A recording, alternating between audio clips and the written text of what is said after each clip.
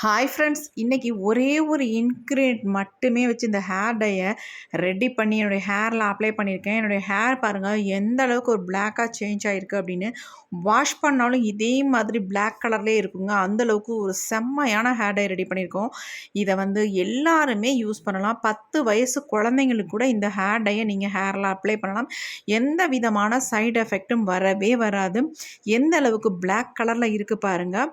உங்கள் முடியெல்லாம் டோட்டலாக நல்லா பிளாக்காக சேஞ்ச் ஆயிரும். வளர்கிற முடி கூட நல்லா கருகருன்னு வளர வைக்கிற ஒரு முக்கியமான ஒரு பொருளை ஆட் பண்ணி தான் இந்த ஹேர் டையை ப்ரிப்பேர் பண்ணியிருக்கோம்.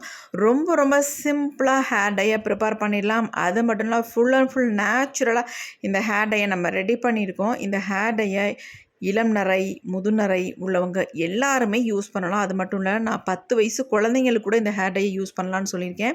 எந்த விதமான சைடு எஃபெக்ட்டும் நமக்கு கிடையாது. கண்டிப்பாக ஒரு முறை இந்த ஹேர் டையை ட்ரை பண்ணிங்க. நீங்கள் தொடர்ந்து யூஸ் பண்ணிகிட்டே இருப்பீங்க. அந்தளவுக்கு உங்களுக்கு நல்ல ரிசல்ட் கிடைக்கும். இப்போ நம்ம ஹேர் டை ரெடி பண்ணுறதுக்கு என்ன எடுத்துருக்கோம் அப்படின்னா, கற்பூரவள்ளி இலைகள் தான் எடுத்துருக்கோம். இந்த மாதிரி ஃப்ரெஷ்ஷான இலையாக எடுத்துக்கோங்க. எடுத்துகிட்டு நம்ம நல்லா வாஷ் பண்ணிக்கலாம். எவ்வளோ அழுக்கு இருக்குது பாருங்கள். நல்லா சுத்தமாக வாஷ் பண்ணணும். வாஷ் பண்ணாமல் நம்ம இதை பயன்படுத்தக்கூடாது. இப்போ இதில் நம்ம தேவையான அளவு தண்ணி ஊற்றிக்கலாம். நல்லா இது எல்லாத்தையுமே நல்லா போட்டு வாஷ் பண்ணிக்கலாம். முதல்ல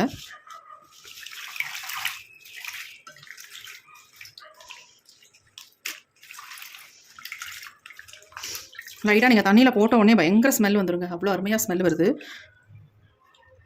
இப்போ நம்ம இதெல்லாத்தையும் கீழே ஊற்றிடலாம். இப்போ இதில் நம்ம இலைகளை மட்டும் எடுக்க போகிறோம். எப்படியும் ஒரு 10, 15, 20 இலைகளாவது நீங்கள் எடுத்துக்கணும். ஏன்னா நம்ம இதை தான் முக்கியமாக இதை பயன்படுத்த போகிறோம். அதனால் ஒரு 20 இலைகள் போல் எடுத்துக்கோங்க. காம்புகள் இல்லாமல் வெறும் இந்த இலைகளை மட்டும் நம்ம கீழே எடுத்துக்கலாம்.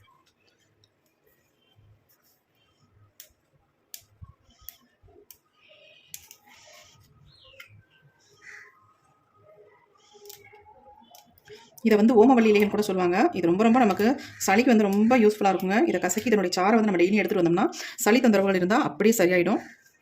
இப்போ பாருங்கள், இந்த அளவுக்கு இலைகள் எடுத்தாச்சு. இப்போ இதில் நம்ம கொஞ்சம் தண்ணி ஊற்றிக்கலாம். ஏற்கனவே இதில் நிறைய நீர் வரும். இப்போ இந்த இலைகளை நல்லா இந்த மாதிரி கசக்கி விட்டுக்கலாம். கொஞ்சம் இலைகள் போட்டு இந்த மாதிரி கசக்கி விட்டாலே நமக்கு நிறைய சாறு இதுலேருந்து வரும். நல்லா கசக்கி விட்டுருங்க.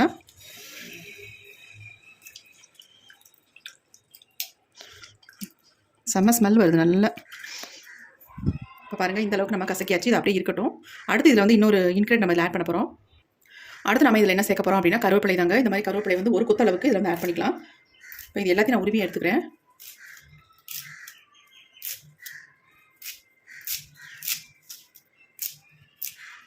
இப்போ இதையும் சேர்த்து இதில் நல்லா கசக்கி விட்டுக்கலாம்.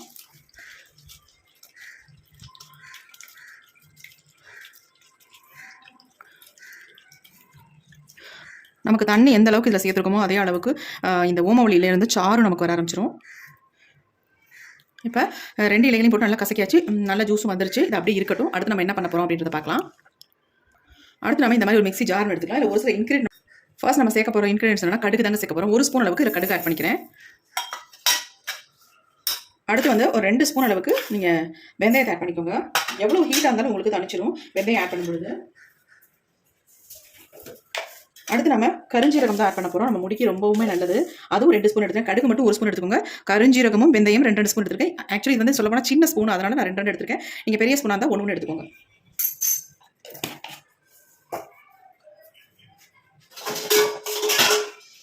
இப்போ இதை நம்ம அரைச்சி எடுத்துக்கலாம். அதாவது ரொம்ப நைஸாக அரைக்கணுன்றதுல 1, 2 அரைச்சி எடுத்துக்கலாம். இப்போ அரைச்சிட்டு வந்தாச்சு. பார்ப்போம் எப்படி இருக்குது அப்படின்ட்டு. பாருங்கள், இந்த மாதிரி தான் இருக்குது. நமக்கு 1, 2 அரைப்பட்டு இருந்தால் போதும். நம்ம நைஸாலாம் அரைக்கணுன்ற அவசியம் இல்லை. இப்போ இந்த பொடியை நம்ம என்ன பண்ண போகிறோம் அப்படின்னா, ஆல்ரெடி நம்ம எடுத்து வச்சுக்கோம் பார்த்தீங்களா இந்த ஜூஸ். இப்போ இதில் இதை ஆட் பண்ணிக்கலாம். எல்லா பொடியுமே ஆட் பண்ணிக்கலாம்.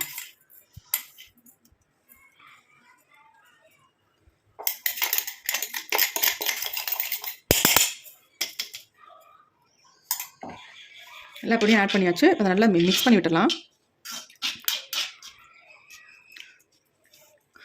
ரொம்ப சூப்பரான ஹேர் டை தாங்க ரெடி பண்ண போகிறோம். செம்மையாக ரிசல்ட் கொடுக்கும். அது மட்டும் இல்லை, இந்த ஹேர் டையை எல்லாருமே பயன்படுத்தலாம். இப்போ நல்லா மிக்ஸ் பண்ணி விட்டாச்சு. இப்போ நம்ம இதை அடுப்பில் வச்சு நல்லா சூடுபடுத்தி சுண்டை வச்சு எடுக்க போகிறோம். இப்போ நம்ம ஸ்டவ்வில் வச்சிட்டோம். இப்போ நம்ம ஸ்டவ் ஆன் பண்ணிவிடலாம். ஸ்டவ்வையும் ஆன் பண்ணி விட்டாச்சு.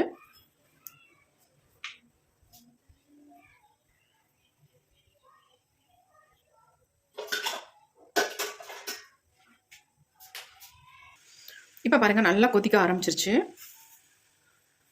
நம்ம வெந்தயம் எல்லாம் ஆட் பண்ணியிருக்கறனால நல்லா கொஞ்சம் திக்கான கன்சிஸ்டன்சிக்கு வர வரைக்கும் நம்ம இதை வந்து நல்லா கொதிக்க வச்சு எடுத்துக்கலாம்.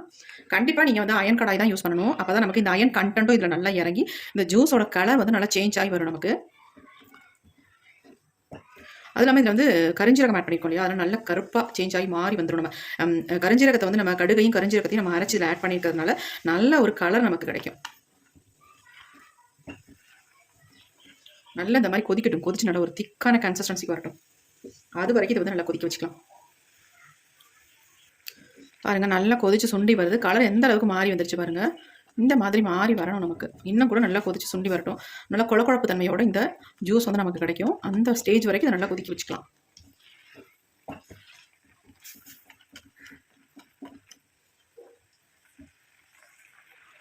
பாருங்கள் எந்த அளவுக்கு நல்லா திக்காக வந்துருச்சு பாருங்கள். இப்போ நம்ம ஸ்டவ்வை சுவிட்ச் ஆஃப் பண்ணிக்கலாம்.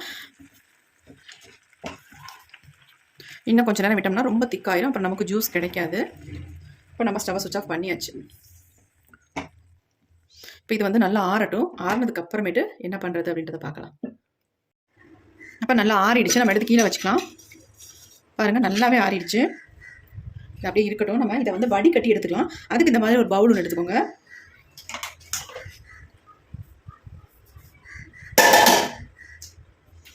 இந்த மாதிரி ஃபில்டரில் நம்ம வடிகட்டி எடுத்துக்கலாம்.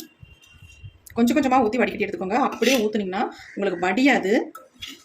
ஏன்னா நல்லா திக்காக இருக்கிறதுனால உங்களுக்கு ஈஸியாக வடியாமல் போயிடும். அதனால் இந்த மாதிரி கொஞ்சம் கொஞ்சமாக ஊற்றிட்டு நல்லா ப்ரெஸ் பண்ணிங்கன்னா நல்லா வடிஞ்சு வந்துடும்.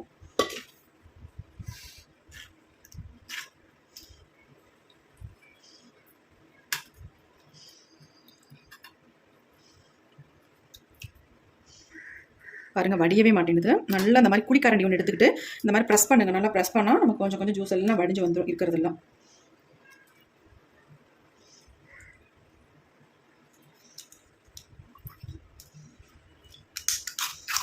இந்த அளவுக்கு சக்கைகள் இருக்குது. நமக்கு தேவையில்லை. இது வேஸ்ட்டு தான்.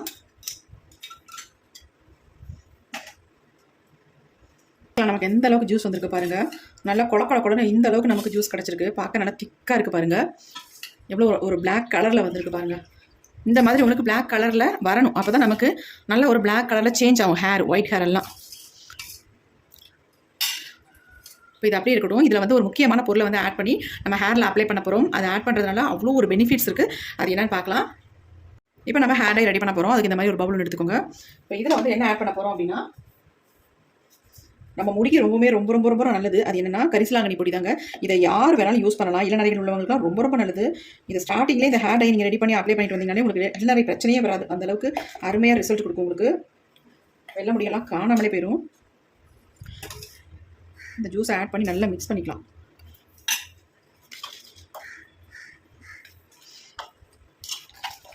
இதை நீங்கள் ஓவர் நைட்லாம் வைக்கணுன்ற அவசியம் இல்லை. நீங்கள் உடனே கூட உங்கள் ஹேரில் அப்ளை பண்ணிக்கலாம். அப்படி இல்லை மேம் நான் ஓவர் நைட் வச்சுக்கிறேன், டைம் இருக்குது அப்படின்னா தாராளமாக நீங்கள் ஓவர் நைட் வச்சு யூஸ் பண்ணிக்கலாம். இதில் வேறு எதுவுமே நீங்கள் ஆட் பண்ணவே வேண்டாம். உங்களுக்கு நிறைய பேர் சொல்லிங்க எனக்கு வந்து அரிப்பொடி ஒத்துக்க மாட்டேங்குது, ஹேரில் அரிப்பு வருது, தலையில் முடியெல்லாம் ஒரு மாதிரி இருக்குது அப்படின்னு நினைக்கிறவங்க கண்டிப்பாக இந்த மாதிரி ப்ரிப்பேர் பண்ணுங்கள். இதை யார் வேணாலும் ட்ரை பண்ணலாம்.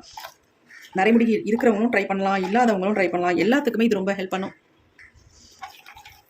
ஹேடை எப்படி இருக்குது பாருங்கள். செம்மையாக வந்திருக்கு. இதை நீங்கள் இரும்பு கடாயில் போட்டு நீங்கள் ஓவர் நைட் கூட தாராளமாக வைக்கலாம். வச்சுட்டு அப்புறமே உங்கள் ஹேரில் நீங்கள் அப்ளை பண்ணிக்கலாம். அப்படி இல்லை உங்களுக்கு ஒத்துக்குது அப்படின்னா தாராளமாக இது கூட வந்து நீங்கள் அவரிப்பொடியும் ஆட் பண்ணிக்கலாம். நான் வந்து ஆட் பண்ணலை. அவரிப்பொடி ஆட் பண்ணாமல் இந்த ஹேர் டையை ரெடி பண்ணி காட்டியிருக்கேன். உங்களுக்கு தேவைப்படுறவங்க தாராளமாக இதில் அவரிப்பொடி ஆட் பண்ணி உங்கள் ஹேரில் அப்ளை பண்ணிக்கோங்க. பாருங்கள் எந்த அளவுக்கு நல்லா கருகருன்னு வந்திருக்கு. நல்ல ஒரு கலரில் வந்திருக்கு பாருங்கள். சூப்பராக இருக்குது. இன்னும் கூட கொஞ்சம் திக்கான கன்சிஸ்டன்சியில் எடுத்துக்கிட்டிங்கன்னா உங்கள் ஹேரில் அப்ளை பண்ணும்பொழுது வலியாமல் இருக்கும். இது கொஞ்சம் நேரம் விட்டோம்னா நல்லா திக்காகிடும். ஒரு ½ hour அப்படியே விட்டுட்டு அதுக்கப்புறமேட்டு உங்கள் ஹேரில் எடுத்து அப்ளை பண்ணிக்கலாம். இது யார் வேணாலும் அப்ளை பண்ணலாங்க. இந்த ஹேர் டையை நரைமுடிகளே இல்லாதவங்க கூட இந்த ஹேர் டையை நீங்கள் ரெகுலராக ஃபாலோ பண்ணிட்டு வந்தீங்கன்னா உங்களுக்கு நரைமுடின்ற பேச்சுக்கே வேலை இல்லை. அந்தளவுக்கு உங்கள் முடியை நல்லா கருகருன்னு மாற்றி கொடுக்கும். நான் கொஞ்சம் எடுத்து காட்டுறேன் பாருங்கள். கையில் பாருங்கள் எப்படி வந்திருக்குன்ட்டு. எவ்வளோ அருமையாக இருக்குது பாருங்கள். செம்ம ஹேர் டைங்க. பாருங்கள் எப்படி இருக்குன்ட்டு. ஹேரில் ஃபுல்லாக அப்ளை பண்ணிக்கோங்க. அதாவது ஆயில் கூட நீங்கள் அப்ளை பண்ணிவிட்டு இந்த ஹேர் டையை அப்ளை பண்ணிக்கலாம். தாராளமாக அப்ளை பண்ணிக்கலாம். இதை வந்து ஒரு ½ hour விட்டிங்கன்னா போதும். நல்லா திக்காக ஒரு கன்சிஸ்டன்சி வந்துடும். இப்போ பாருங்கள் நல்லா திக்காகவே ஆயிடுச்சு பாருங்கள். இதை வந்து நல்ல ஹேர் ஃபுல்லாக நீங்கள் அப்ளை பண்ணிக்கலாம். ஆயில் அப்ளை பண்ணிவிட்டு அதுக்கப்புறம் கூட நீங்கள் அப்ளை பண்ணிக்கலாம். இதை வந்து ரெகுலராக நீங்கள் ஃபாலோ பண்ணுறீங்கன்னா உங்கள் முடி நேச்சுரலாகவே நல்ல ஒரு கலருக்கு மாறிடும். இளநரைகள்ன்ற பிரச்சனைக்கே வேலை இல்லை. சூப்பராக உங்கள் முடியை மாற்றி காட்டும். கண்டிப்பாக ட்ரை பண்ணி பாருங்கள். ஒரு அருமையான ஹேர் டை பாருங்கள் எப்படி இருக்குன்னு. கன்சிஸ்டன்சி ரொம்ப சாஃப்ட்டாக ஸ்மூத்தாக இருக்கும். அப்ளை பண்ணுறதுக்கு எந்த விதமான சைட் எஃபெக்ட்டும் நமக்கு கிடையாது. இதில் வந்து தேவைப்பட்டுச்சுன்னா நீங்கள் அவரி பிடிக்கிற ஆட் பண்ணி உங்கள் ஹேரில் ஃபுல்லாக அப்ளை பண்ணிக்கலாம். எப்படி இருக்கு பாருங்கள் ஹேர் டை. கண்டிப்பாக ட்ரை பண்ணுங்கள். இப்போ இந்த ஹேர் டை என்னோட ஹேரில் ஃபுல்லாக நான் அப்ளை பண்ண போகிறேன். இதை வந்து நீங்கள் அப்ளை பண்ணிவிட்டு ஒரு 3 hours அல்ல 2 hours விட்டுருங்க. நல்லா ட்ரை ஆகட்டும். அதுக்கப்புறமேட்டு நார்மல் வாட்டரில் வாஷ் பண்ணிக்கோ. ஷாம்பு கண்டிப்பாக யூஸ் பண்ணாதீங்க. சீக்காய் தாராளமாக யூஸ் பண்ணிக்கலாம். இதை வந்து நீங்கள் வந்து 10 வயசு குழந்தைங்களுக்கு கூட இந்த ஹேர் டையை வந்து ஒரு ஹேர் பேக் மாதிரி போட்டு விடலாம். 10 வயசு குழந்தைங்களுக்கு கூட நீங்கள் தாராளமாக இதை அப்ளை பண்ணால் எந்த விதமான சைட் எஃபெக்ட் நமக்கு வரது. எல்லாமே ஃபுல் அண்ட் ஃபுல் நேச்சுரல் தான். அதுவும் இந்த பிரிங்கராஜ் வெள்ளை கரிசலாங்கண்ணி பொடி சேர்த்துருக்கோம் பார்த்தீங்களா, அதான் பிரிங்கராஜ் பொடி. அது ரொம்ப ரொம்ப நல்லது ஹேருக்கு. நல்ல முடி வளர வைக்கும். அதேமாதிரி முடி கொட்டுறதை நிறுத்தும். நிறைய முடிகளை தடுக்கும். கண்டிப்பாக ட்ரை பண்ணி பாருங்கள். சூப்பரான ஹேர் டை.